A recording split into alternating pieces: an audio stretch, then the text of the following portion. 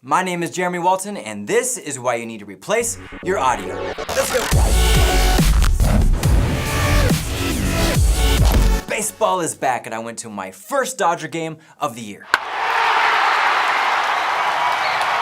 I used to live near the Bay Area, and I was always a Giants fan. But living in LA, you gotta root for the Dodgers. If you've never been to a baseball game, I suggest going to at least one in your life. The sights, the sounds. Speaking of sounds, I'm sure you're not here to listen about baseball, but to hear about why you should replace your audio. Okay, now let me start off by saying audio is a big part of any production, and getting good sound on set is key. But today we're gonna talk about the post-production side of audio. There's a number of reasons why you'd want to replace your audio, and I'm not gonna get into all of them, but let's just say your original audio in some way, shape, or form is bad. Or you're shooting slow motion and there's no audio at all, which is more like adding audio, but I think you get the idea. This can be anything from ice in a glass, opening a door, jumping in snow, to jamming a straw in my coffee, or using a bone crunch sound effect for eating waffles. All these sounds were added in post, either from a sound effects library or from audio I've captured to use later on. If you're shooting YouTube videos or doing commercial work, the right audio can really bump up your production value. It's something your audience might not necessarily be able to point out, but if the right audio isn't there, they know something is missing. Oh, they know. Just deleting your audio and slapping a soundtrack over the top of it will work. I just think you can do better. When filming, sometimes you gotta pick and choose your battles. You might have to go for best picture, not best audio. So in post, I replace that audio to give my picture more depth. One way I do this is with elevator buttons. Since a lot of my videos are when I'm traveling, a simple sound effect makes a big difference. Let me show you a clip with the original audio. Now let me show you the clip with the sound effect. What's great about adding the sound effect is it's independent from everything else. I could increase the original audio, but every sound recorded would also increase. There's been times where the elevator is next to a bar, where people are screaming and playing copyrighted music.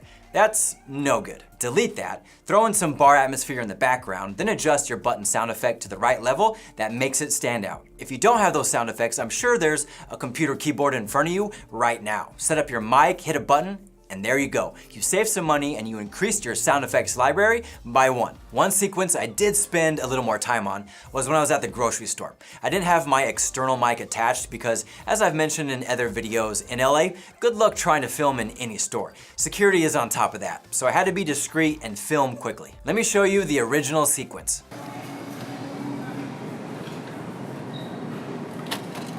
Now it's not horrible, there's just not a whole lot I can do with it. In a vlog it might be perfectly fine, but I want to show you what's possible. The first thing was I deleted all the audio, then added some music which was set pretty low. I added a grocery store atmosphere, a low rumble for the refrigerator, the door opening, and the sounds for the plastic bottles. Let's have a listen.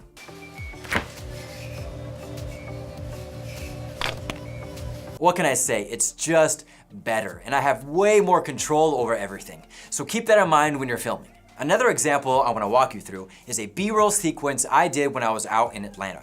This was part of my filmmaking travel tips part 3. And if you want to watch the entire episode, I'll link it here. There's a lot going on in this sequence, and I could have easily just added some music and called it a day. So let's first watch with just the music and see how that feels.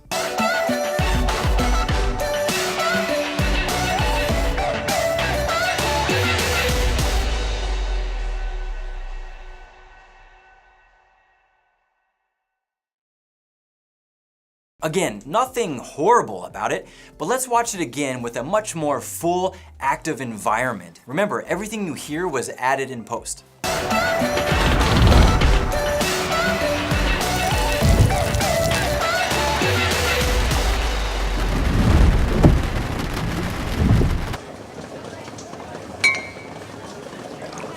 Is there really a comparison? Creating that environment makes the windshield wipers to that little drip coming off that copper cup come alive. Did you really listen to the rain?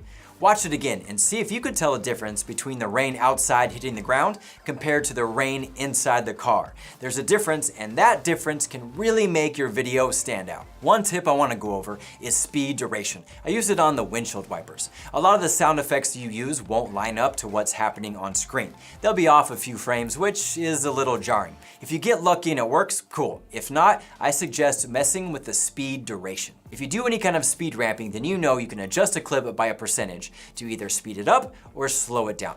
You can do the same thing for the audio. Now, adjusting your audio too much can alter your sound in a bad way, but there is a little wiggle room there that you can get away with. I usually have to slow my sound effects down, 75% being my max. If you're slowing it down to 50%, I suggest finding a new sound effect to use. I do this a lot for my audio, and you might be thinking, that's a lot of work. Possibly. It might take you a while the first few times you do this, but after a while you'll get the hang of it and start building your library of sounds. For me, I tend to film a lot in the same locations, so throwing in a city environment is pretty easy. I know what I want and when I want it, so the process can be quick. If you watch my video Filmmaking in Yellowstone, I'll link it here. That was completely out of the norm. There was a lot of nature sounds I had to use for the first time, but watch that video and imagine what it would be like without those sounds. Whatever you decide to do, it's up to you. I've said this before and I'll say it again. Your workflow is going to be based on your needs and what you think is important. We spend a lot of money and a lot of time to get the best gear, to get the best picture, so it makes sense to at least put the same effort into your audio. Hopefully with these examples and tips, you can start making your audio sound just as good as your video looks. Well, there you have it, why you need to replace your audio. Hope you enjoyed the video. Hit that like button because there's definitely more on the way. Subscribe so you don't miss out. But until then, comment below and let me know how important audio is to you. And as for this episode, it's a wrap. Boom. Boom. Start building your sounds of libraries.